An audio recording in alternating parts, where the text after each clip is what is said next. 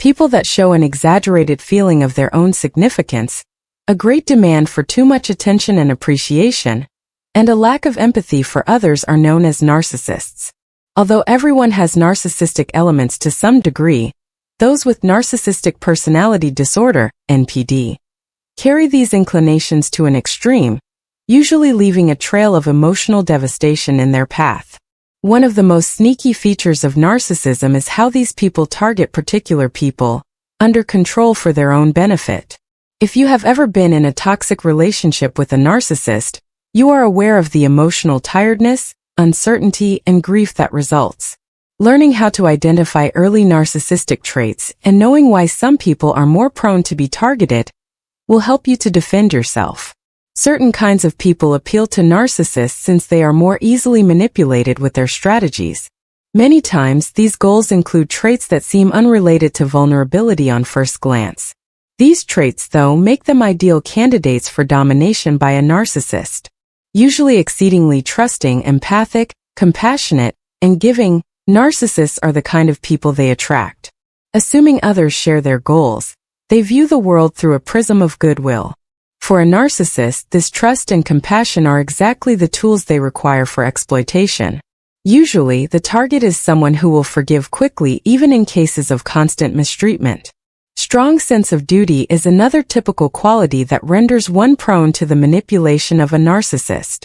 Narcissists often target those who feel obliged to make others happy or feel guilty about solving issues, especially ones unrelated to them. These people often carry emotional weight since they believe that, with enough effort, they can either resolve problems or improve the life of someone else. Using this, narcissists frequently point the finger on their target, therefore making them feel accountable for the negative actions or feelings of the narcissist. Apart from empathy and a feeling of duty, narcissists find attraction in those with low self-esteem or trauma history. These people could struggle to assert themselves or create limits. The narcissist can easily swoop in, love-bomb them in the beginning, and then use their vulnerabilities as they could already feel undeserving of love or attention. Often by the time the relationship becomes toxic, the target is so emotionally committed that they find it impossible to leave, even when they realize something is dreadfully wrong. Narcissists are quite adept at making their first contacts with their prey seem flawless. Starting a relationship with a narcissist sometimes feels like a perfect friendship or a whirl-around romance. Known as love bombing, they will lavishly provide their target affection, compliments, and attention. This great attention might make the target feel unique, selected, and as though they are at last with someone who really knows and values them. This phase sadly is not lengthy. Once the narcissist believes they have control, their behavior shifts dramatically. They might begin to challenge their own reality by starting to criticize, denigrate, or gaslight their target. Because it causes the victim to question their own memories and impressions, gaslighting is especially perilous.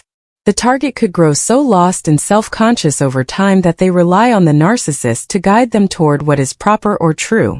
Since it provides them complete power, the narcissist exactly desires this reliance. In a narcissistic relationship, the cycle of abuse usually runs a clear-cut pattern. The narcissist will start to devaluate their target following the phase of love bombing. From subdued insults and passive-aggressive remarks to open verbal or emotional abuse, this can manifest itself in various ways. Their target feeling is left perplexed and yearning to return to the good times, as they begin to distance their devotion. Keeping their victim off balance and constantly trying to satisfy them, the narcissist will keep up this cycle of giving and withholding attention. The inconsistency makes this dynamic so harmful. The victim usually clings to the hope that, should they simply try harder, the narcissist would once more be the same person they were in the beginning. This keeps them mired in the relationship, ceaselessly seeking the affection and acceptance dangled just out of grasp. Since that idealized, loving image of herself was never real in the first place, the narcissist will never really return to that. It was just a disguise employed to draw the target into the marriage. Confusion is among the most often occurring emotions people in narcissistic relationships go through. They can start wondering, is it me? Am I the one that causes this? The narcissist wants exactly this, for their target to shoulder all the problems in the relationship. Perfect masters of deflection are narcissists. Rare if ever they own their actions. Rather, they project their own shortcomings onto others, therefore defining their target as the one who is greedy, demanding, or illogical. Leaving a relationship with a narcissist gets more challenging the longer one stays in it. Skilled in separating their targets from friends and relatives, narcissists may feel as though they have nowhere to turn.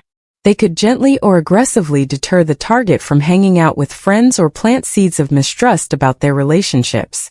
Since the target of the narcissist depends more on them for validation and emotional support, this isolation helps them to keep control. Though it is very tough, leaving a narcissistic relationship is doable. Identifying the manipulative and control patterns comes first. Once one knows what is happening, one might start to act to safeguard oneself. One must establish strict limits. Narcissists will try to push past these limitations, testing them, but it is imperative to be steadfast. Seeking advice from reliable friends, relatives, or a therapist who can help offer perspective and validation is also crucial. If you are in a relationship with a narcissist, remember it is not your fault. Highly talented manipulators, narcissists have nothing to do with your value or worth personally. Though it is difficult, breaking free from the hold of a narcissist is doable. Since narcissists will often try to lure their target back into the relationship with promises of change or protestations of love, it could call for total cutoff of communication. Remember though, these are only strategies to help one take charge. If you think you are in a relationship with a narcissist, ultimately the most crucial thing to do is follow your gut feeling. Experts in making their prey doubt themselves, narcissists are deep down aware when something isn't quite right. Check how the partnership makes you feel. You are clearly seriously troubled if you find yourself questioning your own reality, feeling confused, or walking on eggshells all the time. Dealing with narcissists calls both awareness of your own value and recognition of their strategies. Those with the largest hearts, that is, those who are kind, sympathetic, and giving, are the targets of narcissists most usually. These are lovely traits, but keep in mind that you cannot heal or save someone else, especially someone who is controlling and manipulating you. Not for what you can provide or how much you can withstand. You deserve to be in relationships where you are valued, respected, and loved for who you are. One ability that will help you avoid plenty of heartache is fast identification of poisonous relationships. Because they are the ones who will pay them the most attention and approval, narcissists will always search out kind, sympathetic people. You can overcome their influence and discover better, more satisfying relationships, though, by learning about their actions and safeguarding your own limits. Recall that you are deserving of love, that which uplifts rather than one that brings you down. Greetings, folks. Welcome back to our channel. Today, let's delve into a topic many of you might be familiar with: the peculiar antics of narcissists post-breakup when you implement a no-contact strategy. Navigating through the choppy waters of injustice and ambiguity can be quite the challenge. Narcissists often exhibit bewildering or unjust behaviors, but remember, you have every right to safeguard yourself and establish boundaries. We're about to dissect this phenomenon and explore the rationale behind narcissists' erratic behavior when they're cut off from communication. Whether you've witnessed this firsthand or are simply intrigued by human behavior, let's dive right in. When you stop talking to a narcissist after a breakup, they may act in a strange and unfair way. It seems like they still want to be in charge of your whole relationship. At first, they throw you away as if you were useless, which shows they want to cut ties. However, it's strange that they still expect you to follow their rules after kicking you out of their lives. Their goal is for you to stay attached to them, which would keep you from being happy while they stay in charge. You feel like they're always there, watching your every move from afar. When you think about it, this behavior might seem completely strange. When you're no longer in their life, why should a narcissist try to rule you? Their over-the-top sense of arrogance is to blame. Narcissists really think they own other people and can control them whenever they want, no matter what they're doing.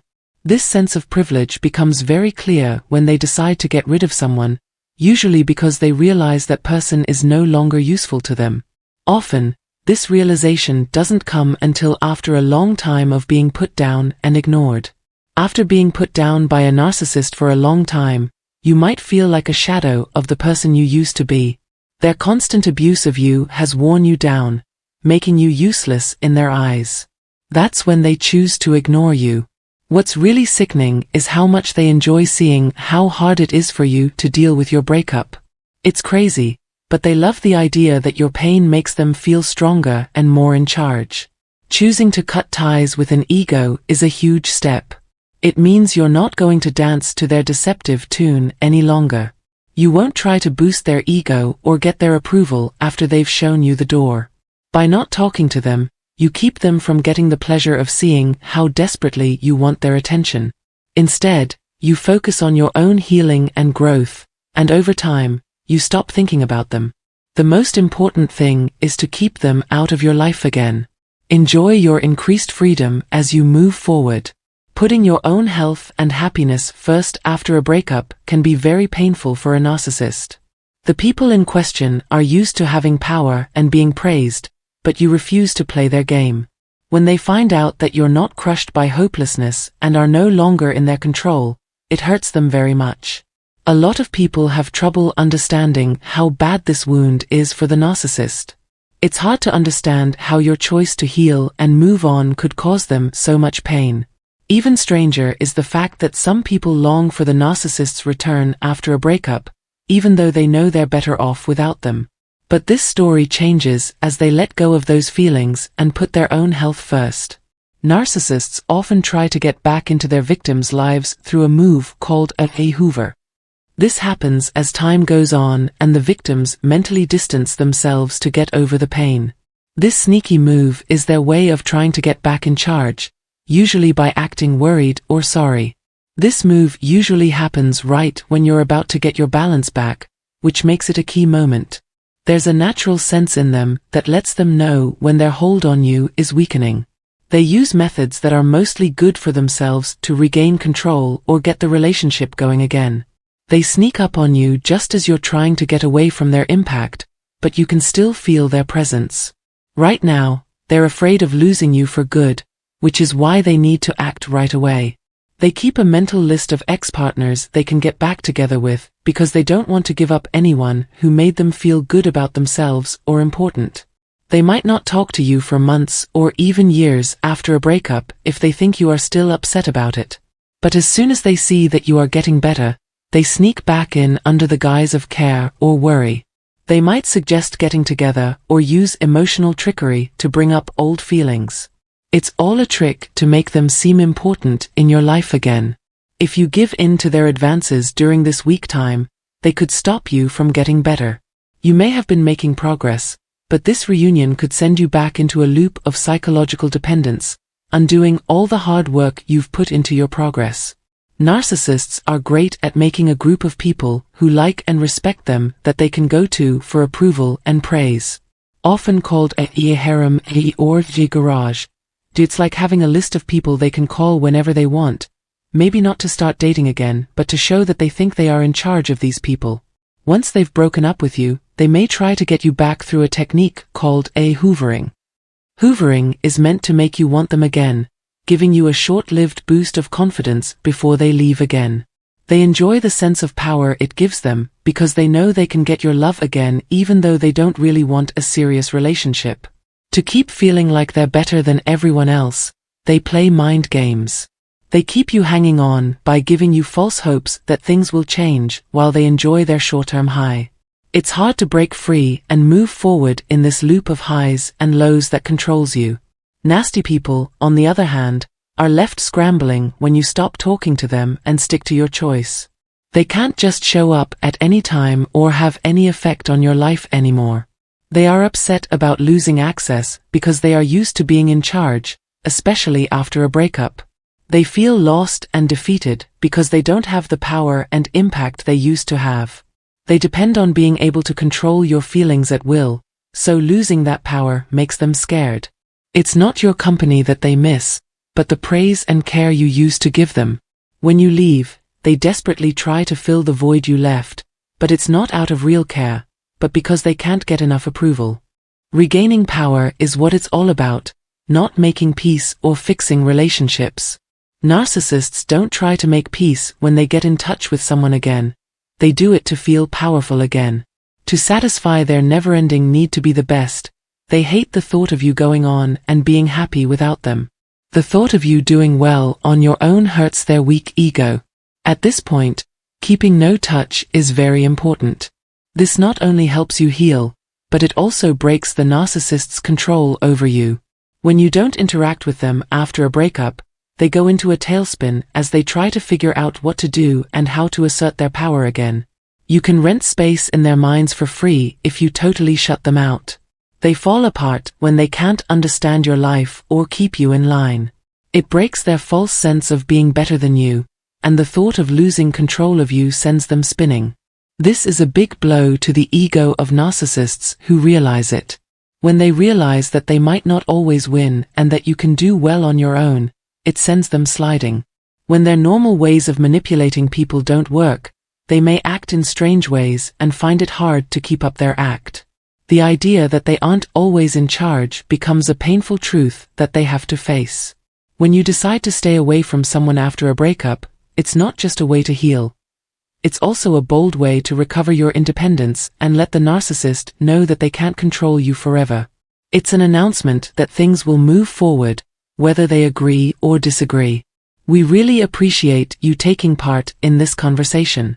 If this conversation hit home for you or reminded you of parts of your own life, please like, comment, share, and follow.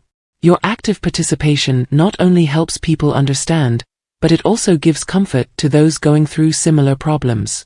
Don't forget that you're not on this trip by yourself. Please feel free to look into the tools listed below. You will find the chance to access a free book and have one-on-one consultations for extra help and support. Another big thank you for listening.